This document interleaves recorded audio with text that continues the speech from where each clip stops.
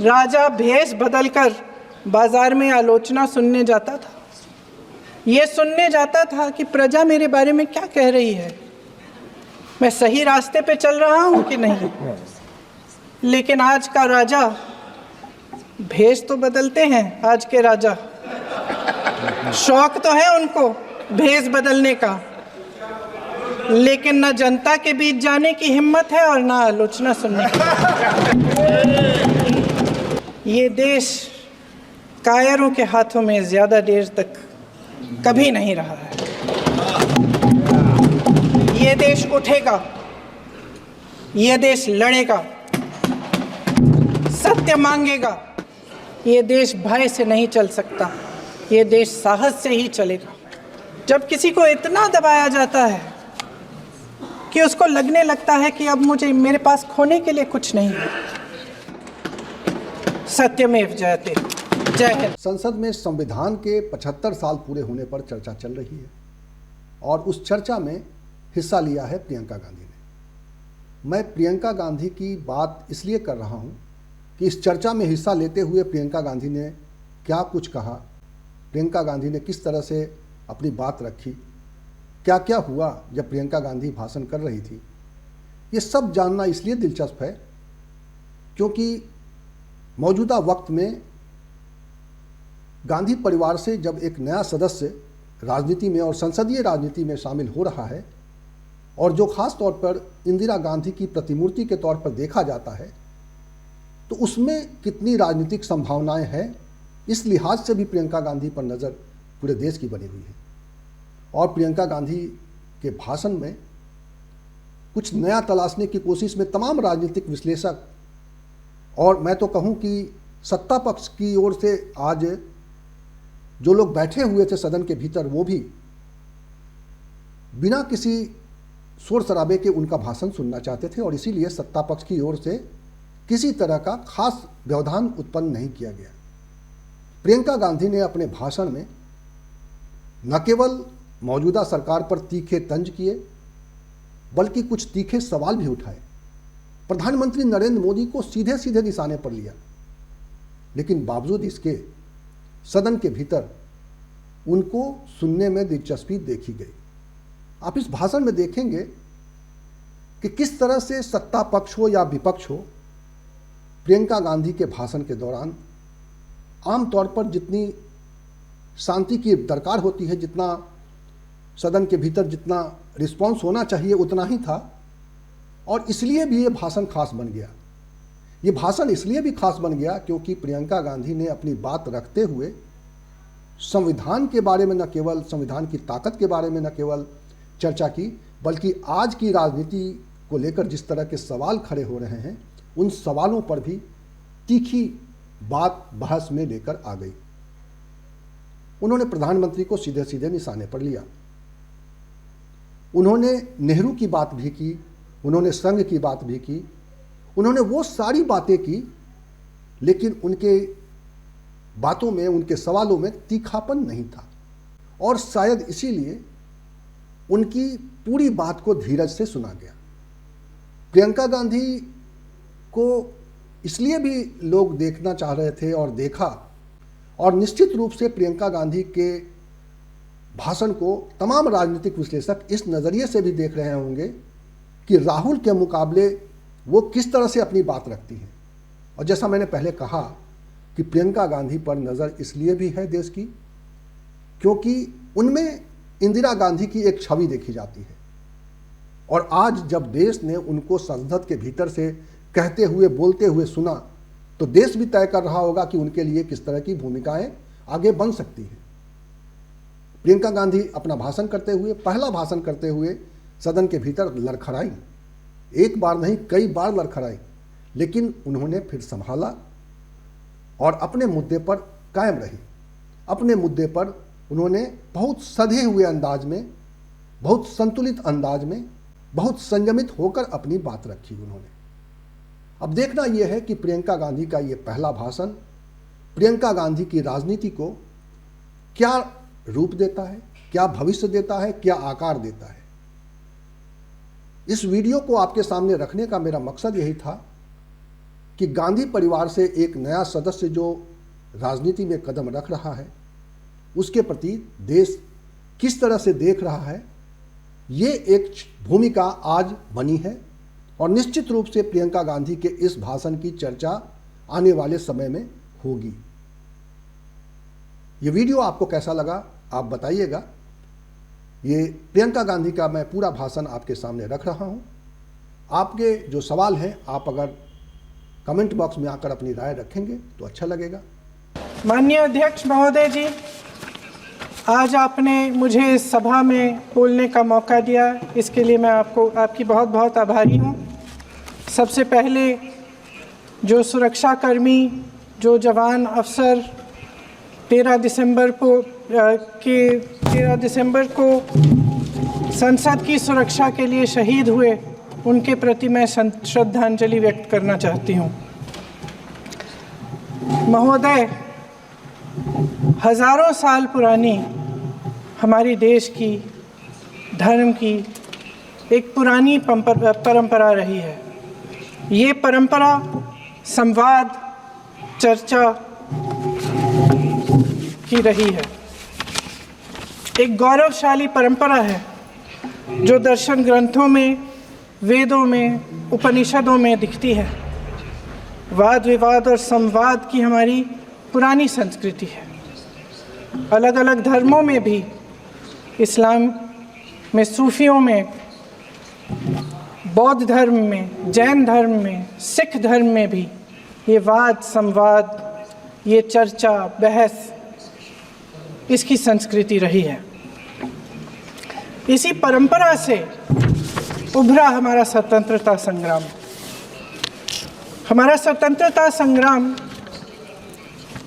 विश्व में एक अनोखा संग्राम था, एक अनोखी लड़ाई थी जो अहिंसा और सत्य पर आधारित थी। ये वाद संवाद की जो परंपरा है, इसको इस संग्राम ने आगे कैसे बढ़ाया? क्योंकि ये जो संग्राम था, ये जो लड़ाई थी हमारी आज़ादी के लिए, एक बेहद लोकतांत्रिक लड़ाई थी। इसमें देश के किसान, देश के जवान, देश के मजदूर, देश के अधिवक्ता, देश के बुद्धिजीवी, चाहे किसी भी जाति के हों, चाहे किसी भी धर्म के हों, चाहे किसी भी भाषा को बोलते हों, सब इस स्वतंत्रता संग्राम में शामिल हुए। सब ने हमारे देश की आज़ादी की लड़ाई लड़ी।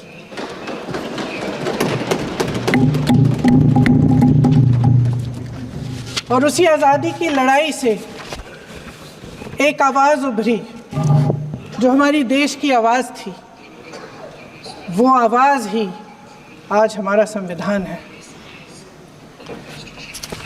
साहस की आवाज़ थी, हमारी आज़ादी की आवाज़ थी, और उसी की गूंज ने हमारे संविधान को लिखा और बनाया। ये सिर्फ एक दस्तावेज नहीं है। बाबा साहेब अम्बेडकर, मौलाना आज़ाद जी, राजगोपालाचारी जी और जवाहरलाल नेहरू जी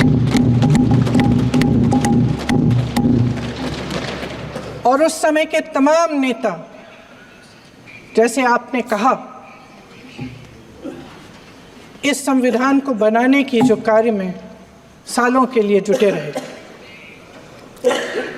हमारा संविधान इंसाफ, उम्मीद, अभिव्यक्ति और आकांक्षा की वो ज्योत है जो हर हिंदुस्तानी के दिल में जलती है। अध्यक्ष महोदय, इस ज्योत ने हर एक भारतीय को ये पहचानने की शक्ति दी कि उसे न्याय मिलने का अधिकार है, कि उसमें अपने अधिकारों के लिए आवाज़ उठाने की क्षमता है, कि जब वो आवाज़ उठाएगा तो सत्ता को उसके सामने झुकना पड़ेगा। इस संविधान ने हर एक देशवासी को ये अधिकार दिया कि वो सरकार बना भी सकता है और सरकार बदल भी सकता है। ये ज्योत जो हर हिंदुस्तानी के दिल में जलती है, उसने हर हिंदुस्तानी को ये विश्वास दिया कि देश की संपत्ति में, देश की दौलत में, संसाधनों में उसका भी हिस्सा है, कि उसे एक सुरक्षित भविष्य की उम्मीद का अधिकार है, कि देश बनाने में भी उसकी भागीदारी है। उम्मीद और आशा की ये ज्योत मैंने देश के कोने कोने में खुद देखी है। उन्नाव में मैं एक रेप पीड़िता के घर गई, उसे जलाकर मार डाला था। वो शायद 20-21 साल की होगी। हम सब के बच्चे हैं। हम सोच सकते हैं कि अगर हमारी बेटी के साथ बार बार बलात्कार हुआ और फिर जब वो अपनी लड़ाई लड़ने के लिए गई तो उसको जलाकर मार डाला गया होता तो हम पर क्या बीतती। मैं उस बच्ची के पिता से मिली। उसके खेत जलाए गए थे, उसके भाइयों को पीटा गया था, उसके पिता को बाहर से, घर के बाहर घसीट कर मारा गया था। उस पिता ने मुझे बताया कि बेटी, मुझे न्याय चाहिए। मेरी बेटी अपने एफआईआर को दर्ज करने के लिए जब ज़िले में गई तो उसको मना किया गया, अगले ज़िले में जाना पड़ा उसे। वो रोज़ सुबह 6 बजे उठकर तैयार होकर अकेली अपने मुकदमे को लड़ने के लिए अगले ज़िले में ट्रेन से जाती थी। उसके पिता ने मुझे कहा कि मैंने उससे कहा, बेटी अकेले मत जाओ, छोड़ दो ये लड़ाई। लेकिन उसकी बेटी ने उसको जवाब दिया कि नहीं पिताजी, मैं अकेली जाऊंगी, मैं लड़ूंगी, ये मेरी लड़ाई है, मैं इसको लड़ूंगी। ये लड़ने की क्षमता, ये हिम्मत उस लड़की को और करोड़ों भारत की नारियों को हमारे संविधान ने दी। आगरा में मैं अरुण वाल्मीकि के घर गई। अरुण वाल्मीकि पुलिस स्टेशन में काम करता था, सफाई का काम करता था। आप सोच सकते हैं हमारी तरह उसका भी परिवार था। नई नई शादी हुई थी, 2-3 महीनों का बच्चा था। पुलिस स्टेशन में चोरी हो गई। चोरी का इल्ज़ाम उस पर लगाया गया। उसके पूरे परिवार को उठाकर पुलिस स्टेशन में ले गए। आप हंस रहे हैं, लेकिन ये गंभीर बात है। गंभीर बात। शर्म करो, शर्म। अरुण वाल्मीकि को पीट पीट के मार डाला, उसकी बीवी को पीटा, उसके पिता के नाखून निकाले, उसके पूरे परिवार को पीटा गया। जब मैं उस जवान महिला से मिलने गई जो अभी अभी विधवा हुई थी, तो उसने मुझे कहा कि दीदी, हमें सिर्फ एक चीज़ चाहिए, हमें न्याय चाहिए और हम इस न्याय के लिए लड़ते रहेंगे, चाहे कुछ भी हो जाए। ये हिम्मत उस महिला को हमारे संविधान ने दी।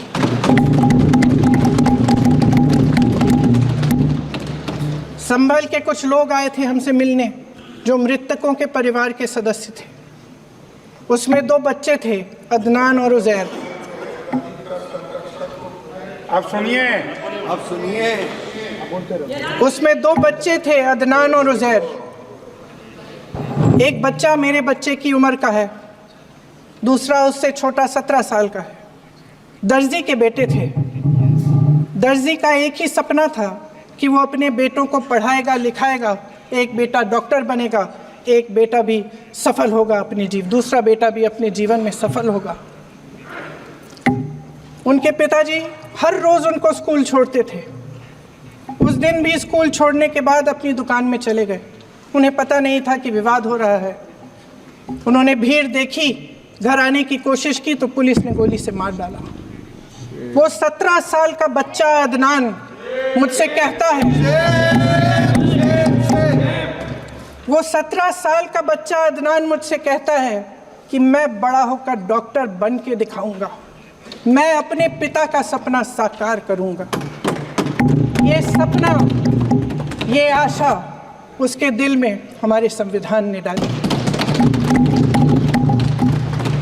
अध्यक्ष महोदय, हमारे देश के करोड़ों देशवासियों के संघर्ष में, अपने अधिकारों की पहचान में, इनकी कठिन से कठिन परिस्थितियों से लड़ने की अपार हिम्मत में और देश से न्याय की अपेक्षा में हमारे संविधान की ज्योत जल रही है। मैंने हमारे संविधान की ज्योत को जलते हुए देखा है और इसके साथ साथ ये भी समझा है कि हमारा संविधान एक सुरक्षा कवच है, एक ऐसा सुरक्षा कवच है जो देशवासियों को सुरक्षित रखता है, न्याय का कवच है, एकता का कवच है और अभिव्यक्ति की आज़ादी का कवच है। दुख की बात यह है कि मेरे सत्ता पक्ष के साथी जो बहुत बड़ी बड़ी बातें करते हैं, इन्होंने इन 10 सालों में ये सुरक्षा कवच, सत्ता पक्ष के मेरे साथियों ने ये सुरक्षा कवच तोड़ने का पूरा प्रयास किया है। संविधान में सामाजिक, आर्थिक और राजनीतिक न्याय का वादा है। ये वादा एक सुरक्षा कवच है जिसको तोड़ने का काम शुरू हो चुका है। लैटरल एंट्री और निजीकरण के जरिए ये सरकार आरक्षण को कमजोर करने का काम कर रही है। अगर लोकसभा में ये नतीजे नहीं आए होते तो ये संविधान बदलने का काम भी शुरू कर लेते। सच्चाई ये है अध्यक्ष महोदय कि आज संविधान बार बार इसलिए कह रहे हैं क्योंकि इस चुनाव में इनको पता चल गया कि इस देश की जनता ही इस संविधान को सुरक्षित रखेगी, कि इस चुनाव में हारते हारते जीतने से इन्हें एहसास हुआ कि ये संविधान बदलने की बात इस देश में नहीं चलेगी।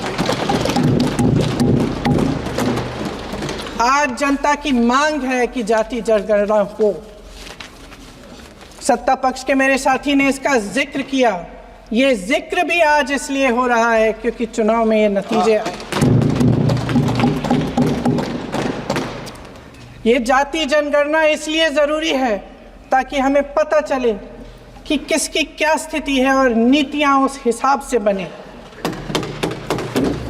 इनकी गंभीरता का प्रमाण ये है कि जब चुनाव में पूरे विपक्ष ने जोरदार आवाज उठाई कि ये जाति जनगणना होनी चाहिए, तो इनका जवाब देखिए।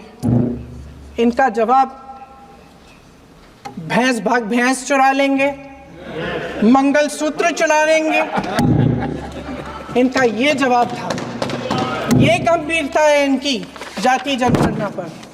महोदय, हमारे संविधान ने आर्थिक न्याय की नींव डाली, किसानों, गरीबों और को ज़मीन बांटी, भूमि सुधार किया, जिसका नाम लेने से कभी कभी आप झिझकते हैं और कभी कभी उनका नाम धड़ाधड़ इस्तेमाल किया जाता है अपने आप को बचाने के लिए। उन्होंने HAL, BHEL, SAIL, GAIL, ONGC, NTPC, railways, IIT, IIM, oil refineries, तमाम PSU बनाए। अध्यक्ष महोदय, उनका नाम पुस्तकों से मिटाया जा सकता है, उनका नाम भाषणों से मिटाया जा सकता है, लेकिन जो उनकी भूमिका रही इस देश की आज़ादी के लिए और इस देश के निर्माण के लिए, वो इस देश से कभी मिटाया नहीं जा सकता। 75 सालों में जनता का भरोसा रहा कि नीतियाँ बनेंगी तो जनता की भलाई के लिए बनेंगी।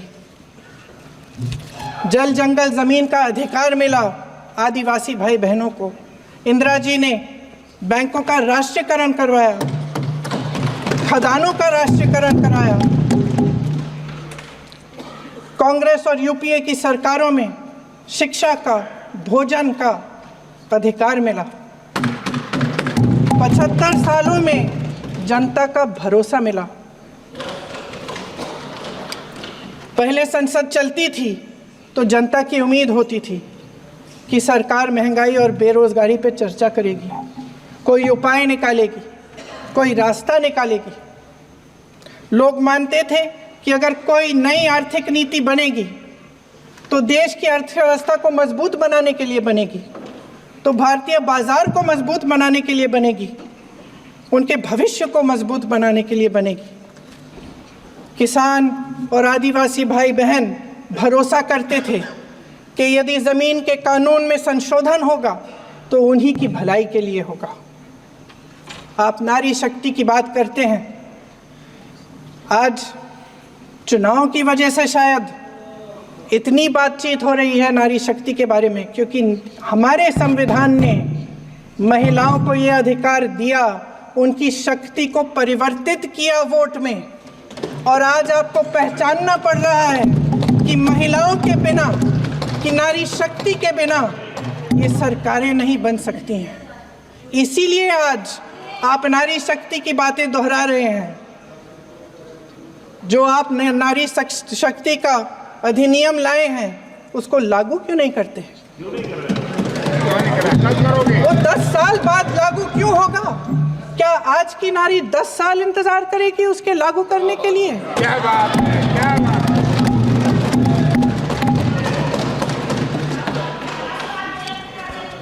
आज संसद में बैठे हुए सत्ता पक्ष के मेरे साथी ज़्यादा से ज़्यादा अतीत की बातें करते हैं। 1921 में क्या हुआ, कब हुआ, नेहरू जी ने क्या किया। अरे वर्तमान की बात करिए, देश को बताइए आप क्या कर रहे हैं, आपकी जिम्मेदारी क्या है? कि सारी जिम्मेदारी जवाहरलाल नेहरू की है। अध्यक्ष महोदय जी, ये सरकार आर्थिक न्याय का सुरक्षा कवच तोड़ रही है। आज संसद में बैठी ये सरकार बेरोजगारी और महंगाई से जूझ रही हमारी जनता को क्या राहत दे रही है? कृषि के कानून भी बड़े बड़े उद्योगपतियों के लिए बन रहे हैं। सही एमएसपी को छोड़िए, डीएपी तक नहीं मिल रहा है।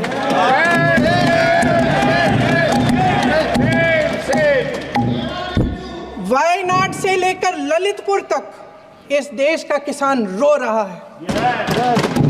आपदा आती है तो उसको कोई राहत नहीं मिलती। भगवान भरोसे है आज इस देश का किसान, उसको छोड़ दिया गया है। आज हिमाचल में देखिए, जितने भी कानून बने हैं वो सब बड़े बड़े उद्योगपतियों के लिए बन रहे हैं। हिमाचल में जो सेब उगता था उसके जो छोटे छोटे किसान हैं वह रो रहे हैं, क्योंकि एक व्यक्ति के लिए सब कुछ बदला जा रहा है। सुनने की हिम्मत रखो।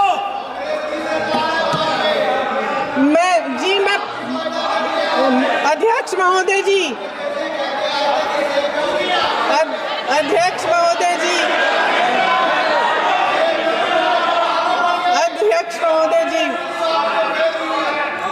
महोदय जी, अडानी जी को सारे कोल्ड स्टोरेज प्रदेश की सरकार ने नहीं दिए। अडानी जी को सारे कोल्ड स्टोरेज आपकी सरकार ने दिए। देश देख रहा है कि एक व्यक्ति को बचाने के लिए 142 करोड़ देश की जनता को नकारा जा रहा है। सारे बिजनेस, सारे संसाधन, सारी दौलत, सारे मौके एक ही व्यक्ति को सौंपे जा रहे हैं।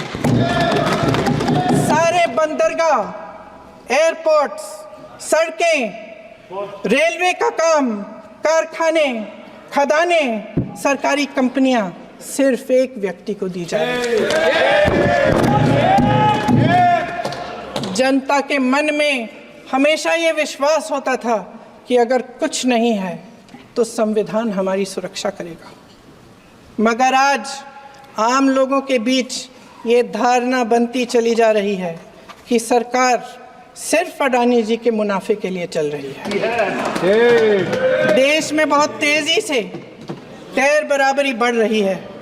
जो गरीब है वो और गरीब हो रहा है, जो अमीर है वो और अमीर हो रहा है। इस सरकार ने आर्थिक न्याय की भी सुरक्षा कवच तोड़ दिया है।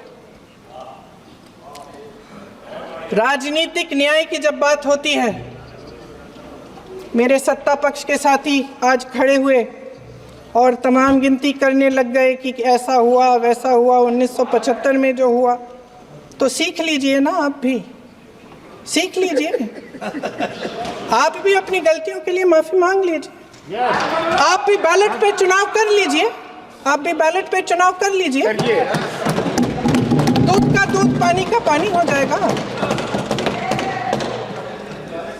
आप राजनीतिक न्याय की बात करते हैं, सरकारों को पैसों के बल पर गिरा देते हैं।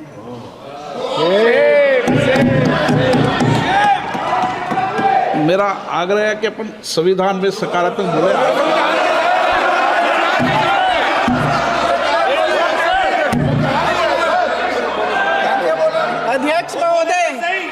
अध्यक्ष महोदय, सत्ता पक्ष के हमारे साथी ने एक उदाहरण दिया उत्तर प्रदेश की सरकार का, तो मैं भी एक उदाहरण दे देती हूँ महाराष्ट्र की सरकार का, मैं भी एक उदाहरण दे देती हूँ हिमाचल की सरकार को तोड़ने की कोशिश किसने की, पैसों के बल पे की, गोवा की सरकार, तमाम उदाहरण है। राजस्थान की क्या ये सरकारें जनता ने नहीं चुनी थी? क्या संविधान इन पर लागू नहीं था? पूरी देश की जनता जानती है कि इनका हंसती है, जानती है कि इनके यहाँ तो वॉशिंग मशीन है।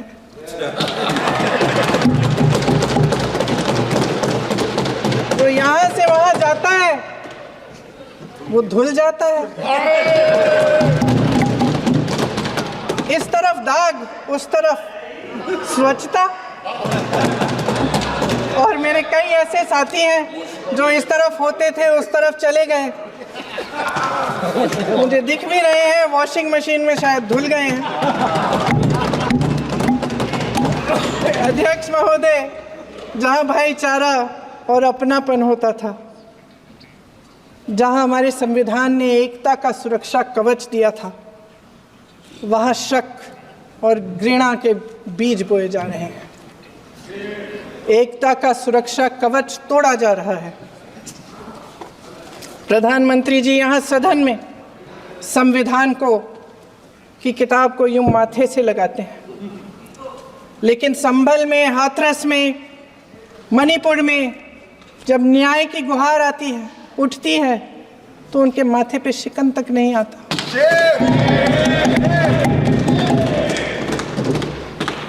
शायद समझ नहीं पाए हैं कि भारत का संविधान संघ का विधान नहीं है।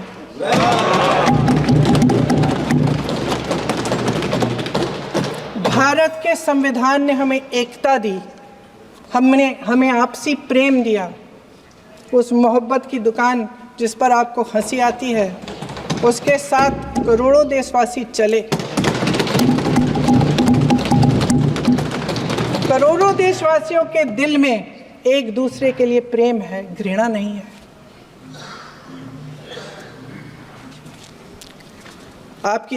इनकी जो विभाजनकारी नीतियां हैं, उसका नतीजा हम रोज देखते हैं।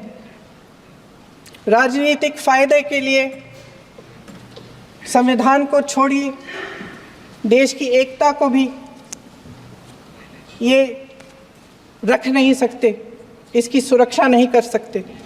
हमने संभल में देखा, मणिपुर में देखा। दरअसल इनका कहना है कि अलग अलग इस देश के अलग अलग हिस्से हैं, लेकिन हमारा संविधान कहता है कि ये देश एक है और ये देश एक रहेगा। जहां खुला विवाद होता था, अभिव्यक्ति का सुरक्षा कवच होता था, इन्होंने भय का माहौल पैदा किया है। सत्ता पक्ष के मेरे साथी अक्सर 75 सालों की बात करते हैं, लेकिन इन 75 सालों में ये उम्मीद, आशा, ये अभिव्यक्ति की ज्योति कभी थमी नहीं, कभी बुझी नहीं। इस देश की जनता ने खुलकर आलोचना की, निडर होकर धरने किए, प्रदर्शन किए। जब जब जनता नाराज हुई तब तब सत्ता को ललकारा, उसे चेतावनी दी, बड़े से बड़े नेताओं को कटघरे में खड़ा किया, उनसे जवाब मांगा, न्याय मांगा। इस देश के छोटे छोटे से नुक्कड़ की दुकानों में, चाय की दुकानों में, इस देश के घरों में, गलियों में, मोहल्लों में, अखबारों में, प्रकाशन घरों में, न्यायपालिकाओं में चर्चा कभी बंद नहीं हुई। लेकिन आज ये माहौल नहीं है। आज जनता को सच बोलने से डराया जाता है, धमकाया जाता है।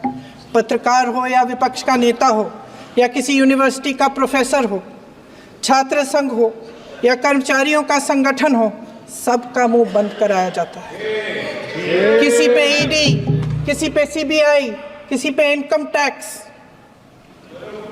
फर्जी मुकदमे लगवाए जाते हैं, जेल में डाल दिया जाता है, विपक्षी नेताओं को जेल में डाल दिया जाता है, उनको सताया जाता है। किसी को नहीं छोड़ा इस सरकार ने। देशद्रोही कह के उत्तर प्रदेश में मुझे याद है कुछ अध्यापिकाएं प्रदर्शन कर रही थी, उन पर मुकदमा डाल दिया देशद्रोही का, उन्हें देशद्रोही कह दिया। इन्होंने देश का पूरा माहौल भय से भर दिया है। इनकी मीडिया की मशीन झूठ फैलाती है, तरह तरह के आरोप लगाती है, और शायद वह भी भय में ही है। महोदय, मैं इस सदन को याद दिलाना चाहती हूँ कि ऐसा डर का माहौल देश में अंग्रेज़ों के राज में था। जब इस तरफ बैठे हुए गांधी की विचारधारा वाले लोग आज़ादी की लड़ाई लड़ रहे थे और उस तरफ वाली विचारधारा वाले लोग भय में रहकर अंग्रेज़ों के साथ साठ-गांठ कर रहे थे। लेकिन अध्यक्ष महोदय, भय का भी अपना स्वभाव होता है। भय फैलाने वाले हमेशा भय का खुद शिकार बन जाते हैं। ये प्रकृति का नियम है। आज इनकी भी यही हालत हो गई है। भय फैलाने के इतने आदी हो गए हैं कि खुद भय में रहने वाले हैं, चर्चा से डरते हैं, आलोचना से घबराते हैं। कई दिनों से हम मांग रहे हैं कि चर्चा करिए, लेकिन चर्चा करने की हिम्मत ही नहीं है।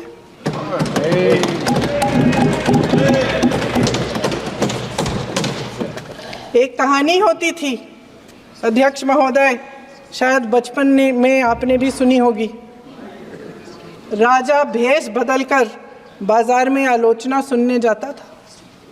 ये सुनने जाता था कि प्रजा मेरे बारे में क्या कह रही है, मैं सही रास्ते पे चल रहा हूँ कि नहीं। लेकिन आज का राजा, भेष तो बदलते हैं आज के राजा, शौक तो है उनको भेष बदलने का, लेकिन न जनता के बीच जाने की हिम्मत है और न आलोचना सुनने की। महोदय, मैं तो सदन में नहीं हूँ।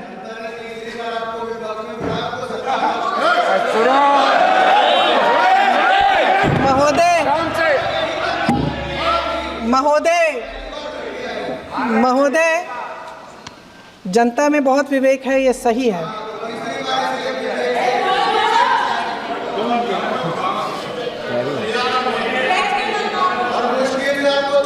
अच्छा महोदय, मैं सदन में नहीं हूँ, कुछ, हाँ ठीक है, मैं सदन में नहीं हूँ, मात्र 15 दिनों से आ रही हूँ। लेकिन मुझे ताज्जुब होता है कि इन 15 दिनों में इतनी बड़े इश्यूज़ हैं, इतनी बड़ी बातें हैं, प्रधानमंत्री जी मात्र एक दिन के लिए शायद 10 मिनट के लिए दिखे हैं सब।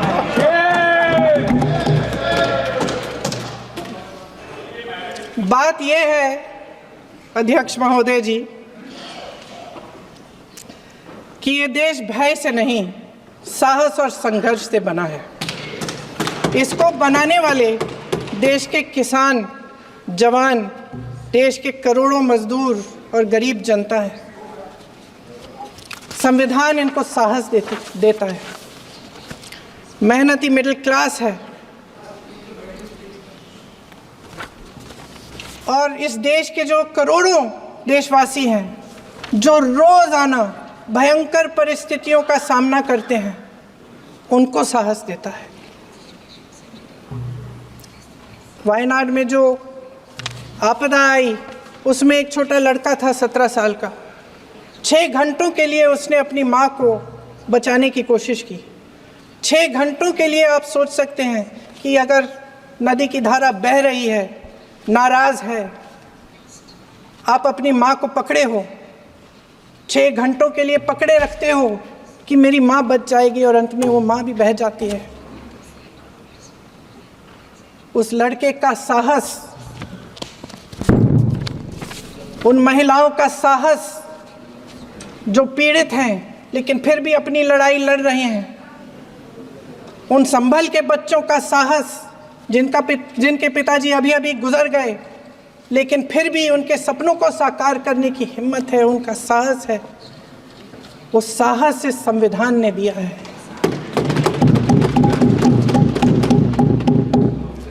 वो आत्मविश्वास इस संविधान ने दिया है। ये देश भय से नहीं चल सकता, ये देश साहस से ही चलेगा। भय की भी सीमा होती है और जब वो सीमा पार हो जाती है, जब किसी को इतना दबाया जाता है कि उसको लगने लगता है कि अब मेरे पास खोने के लिए कुछ नहीं है, तब उसमें एक ऐसी शक्ति पैदा होती है जिसके सामने कोई कायर खड़ा नहीं हो सकता। ये देश कायरों के हाथों में ज़्यादा देर तक कभी नहीं रहा है। ये देश उठेगा, ये देश लड़ेगा, सत्य मांगेगा, सत्यमेव जयते। जय हिंद।